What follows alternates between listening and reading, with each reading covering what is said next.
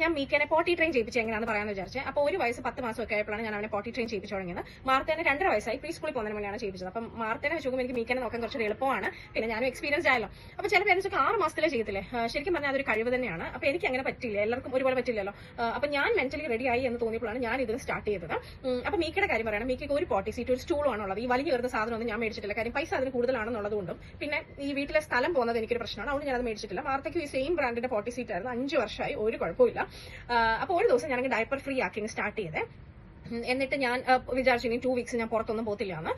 അപ്പോൾ 2 മണിക്കൂർ കൂടുമ്പോൾ ഞാൻ അവനെ ശുശുവിന് കൊണ്ട് നിർത്തും. എന്നിട്ട് ഞാൻ ഇങ്ങനെ പറയും ശുശു ശുശു ശുശു. പിന്നെ അല്ലാത്ത സമയത്ത് ഞാൻ ഇങ്ങനെ തൊട്ട് കാണിക്കും ശുശു ശുശു ശുശു എന്ന്. അപ്പോൾ അവനും എന്നോട് അങ്ങനെ പറയാം. അവനും എന്നോട് ഇപ്പം അങ്ങനെ തന്നെയാണ് ശുശു പറയുന്നത്. പിന്നെ ഞാൻ പറയും പോട്ടി പോട്ടി പോട്ടി എന്ന് പറയും.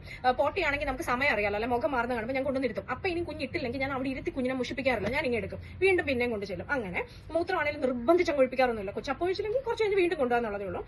പിന്നെ ആദ്യമൊക്കെ കുറേ ദിവസം വീടിൻ്റെ അകത്ത് തന്നെ കാര്യം സാധിക്കുമായിരുന്നു. ഞാനിങ്ങനെ ഡയപ്പർ പാഡഡ് അണ്ടർവെയർ ഒന്നും മേടിച്ചിട്ടില്ല. അപ്പൊ മാർത്ത ഇങ്ങനെ ചോദിക്കും അമ്മ എന്തൊരു വൃത്തികേടായി വീടിനകത്ത് തന്നെ കാര്യം സാധിക്കുന്നതെന്ന്. അപ്പോൾ എനിക്ക് തോന്നിയത് നമ്മൾ ചിലപ്പോൾ ഒരു വീട്ടിൽ ഗ്രാൻഡ് പേരൻസും സഹോദരങ്ങളും ഒക്കെ ഉണ്ടാവില്ല. അപ്പോൾ ഒരു അമ്മ ഏത് ട്രെയിനിങ്ങിന് തുടങ്ങണമെങ്കിൽ ആ വീട്ടിൽ എല്ലാവരും സപ്പോർട്ടീവ് ആയിരിക്കണം. അല്ലാതെ അയ്യോ ഈ നല്ല സോഫയെ കൊച്ചു മൂത്രം ഒഴിച്ചു, അയ്യോ കാർപ്പറ്റ് നാറുന്നുണ്ടല്ലേ, കൊച്ചു ഇവിടെ മൂത്രം ഒഴിച്ചായിരുന്നു. ചിലപ്പോൾ ആ അമ്മയ്ക്ക് അതൊരു വിഷമാവേ. അപ്പൊ നമ്മൾ ഇത്രയും ഓർത്താൽ മതി. ചിലപ്പോൾ നമ്മൾ പേരൻസിന് തന്നെ ദേഷ്യം വരത്തില്ലേ കൊച്ചിലെടുത്തും കാര്യം സാധിക്കും. നമ്മൾ ഇത്രയും ഓർത്താൽ മതി. നമ്മളും ഇങ്ങനെയൊക്കെ തന്നെയാണ് പഠിച്ചു വന്നത്. പിന്നെ വയസ്സാകുമ്പോൾ വീണ്ടും ഇതൊക്കെ തന്നെയാണ് ചെയ്യാൻ പോകുന്നത്. ഈ കുട്ടിക്ക് ഒരു ഇച്ചിരി വെള്ളം ഉണ്ടായിരുന്ന കൊച്ചു അങ്ങനെ ഒഴിക്കത്തില്ലല്ലോ, അല്ലേ? പാൻറ്റി കൂടെ കൊച്ചിന് മൂത്രം ഒഴിക്കാൻ എന്തൊരു ബുദ്ധിമുട്ടാണ്. അപ്പൊ കുഞ്ഞിന് അറിയാത്തത് കൊണ്ടാണല്ലോ ഒഴിക്കുന്നത്. നമ്മുടെ ആ ഒരു ക്ഷമയാണ് ഈ ഒരു പ്രോസസ്സ് ഈസി ആക്കുന്നത് എന്ന് എനിക്ക് തോന്നി. അപ്പോൾ പിന്നെ അതുപോലെ തന്നെ രാത്രിയിലും കുട്ടിയെ ഞാൻ ഡയപ്പർ ഫ്രീ ആക്കി കിടത്തി. അപ്പോൾ ഒരു നേരത്തെ വെള്ളം അങ്ങ് നല്ലപോലെ കുടിപ്പിക്കുക രാവിലെ തൊട്ടേ. പക്ഷെ ഒരു ഉറങ്ങുന്നതിന്റെ ഒരു 1.5 മണിക്കൂർ തൊട്ട് ഞാൻ വെള്ളം കൊടുക്കത്തില്ല.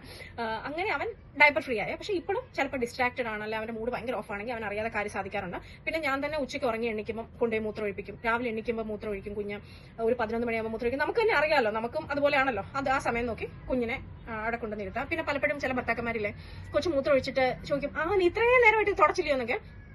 അപ്പൊ എനിക്ക് തോന്നുന്നത് നമ്മൾ 2 പേര് ഒരു കുട്ടീനെ വളർത്തുമ്പോൾ ആർക്ക് വേണേലും അത് തുടയ്ക്കാമല്ലേ. മൂത്രം അവിടെ പോകണമെന്നേ ഉള്ളല്ലോ. പിന്നെ ചിലപ്പോൾ ഭാര്യ എന്തെങ്കിലും ഒരു ജോലിയിലായിരിക്കും, അപ്പൊ ഇച്ചിരി കഴിഞ്ഞിട്ട് വന്നിട്ട് തുടയ്ക്കും. അങ്ങനെ എല്ലാവരുടെയും കൂടി ഒരു കൂട്ടായ്മയാണ് സത്യം പറഞ്ഞാൽ ഏതൊരു ട്രെയിനിങ്ങും. അതിപ്പം ഒരു പോട്ടി ട്രെയിനിങ് പോലും. ഓക്കെ.